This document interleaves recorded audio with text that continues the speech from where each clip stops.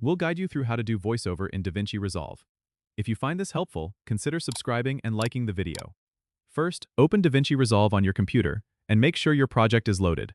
Go to the Fairlight page by clicking on the musical notes icon at the bottom. This is where you can handle all your audio needs.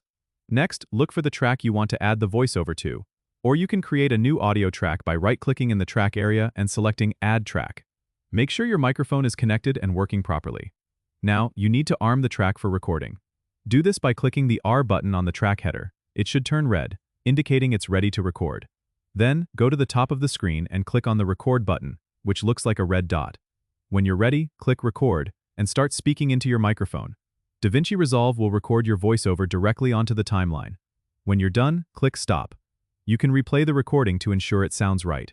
If you need to make any adjustments, you can use the editing tools in the Fairlight page to trim, cut, or enhance your voiceover. For example, you can add effects like equalization or noise reduction to improve the quality. Once you're satisfied, don't forget to save your project. This process makes adding voiceovers straightforward and integrated within your video editing workflow. Don't forget to subscribe and comment if this helped you out.